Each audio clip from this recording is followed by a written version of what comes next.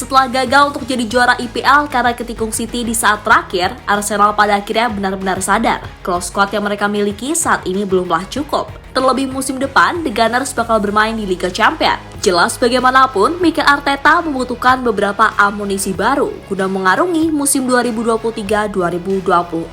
Selain itu, pelatih asal Spanyol itu pun juga bertekad kalau timnya sudah muak jadi badut di mata Manchester City. Oleh karenanya, manajemen yang biasanya pelitnya setengah mati kini mau mendukung rencananya Arteta untuk mendatangkan pemain hebat ke Emirates Stadium.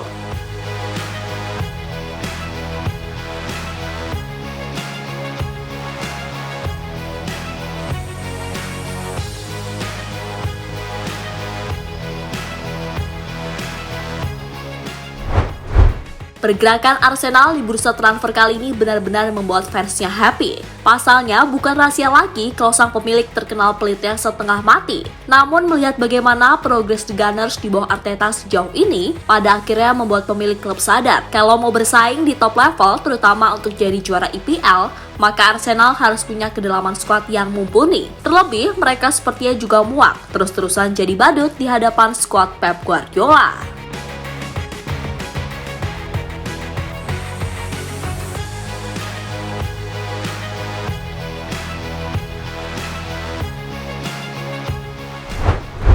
Ya, sebagaimana diketahui, kalau dalam 8 hingga 10 pertandingan terakhir, Arsenal ini nggak pernah menang dari City. Musim lalu pun mereka harus merelakan gelar juara IPL ke tangan klub Manchester Biru tersebut. Dan di musim ini, Arsenal bertekad menyudahi itu semua. Apalagi mereka juga lolos ke Liga Champions. Pastinya mereka butuh skuad mumpuni agar bisa bersaing.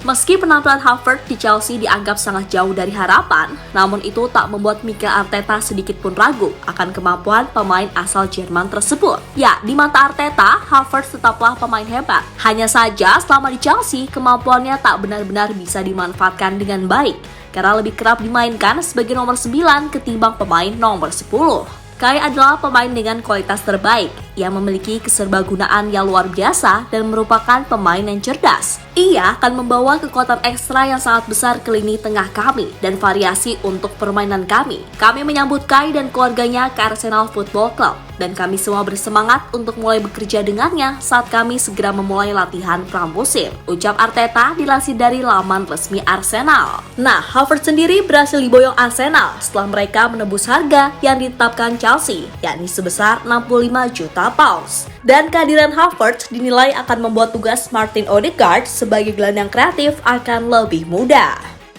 Support mental health and well-being in the communities.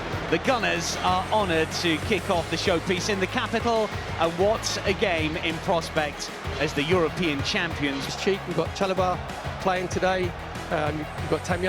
Pretty much solely from Major League Soccer players.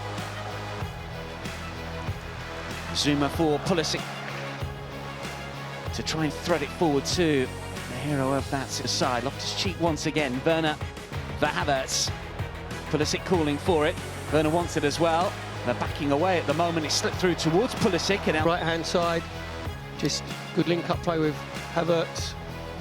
Pulisic just getting himself in. And then he did really well. If you're the holding midfield player, you've got to make sure that you fill in spaces.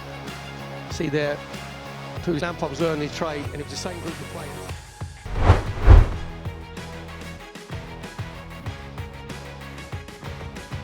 Salah satu kelemahan Arsenal musim lalu adalah tak adanya stok lini belakang yang benar-benar mantap. Memang sih pertahanan mereka cukup kuat, tapi jelas Arteta kurang puas dengan hal itu. Lantaran di pekan-pekan krusial Liga Inggris, gawang Arsenal mudah sekali untuk dijebol. Dan salah satu kebutuhan tersebut adalah soal keberadaan bek kanan. Nah, untuk itu Arsenal dikabarkan telah sepakat dengan Ajax Amsterdam terkait transfer Jurrien Timber. Pemain yang bisa bermain sebagai bek kanan, bek tengah atau gelandang bertahan itu pada akhirnya selangkah lagi akan berlabuh ke Emirates Stadium. Usai penawaran terakhir Arsenal yakni sebesar 45 juta euro mencapai kata sepakat.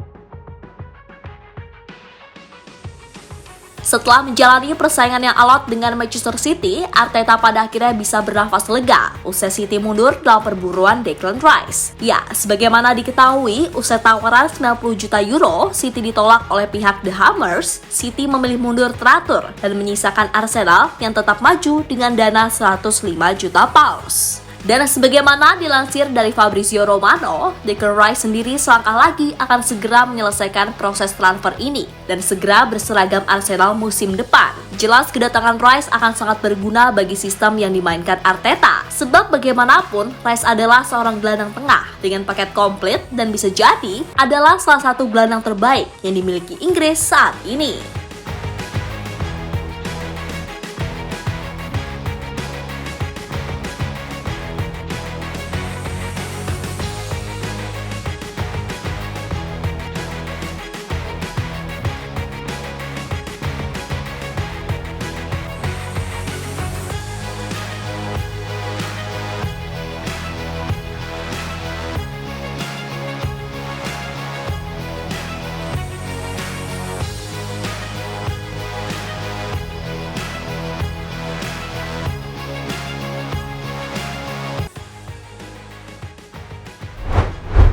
Nah, dengan datangnya pemain anyar tadi, jelas kini Arteta bisa menerapkan banyak variasi di dalam sistemnya. Meski begitu, kedatangan Declan Rice, Jurrien Timber, dan Kai Havertz jelas tak mungkin hanya untuk jadi pemain cadangan. Oleh karena itu, kemungkinan besar Arteta akan sedikit melakukan perubahan di dalam line-up-nya.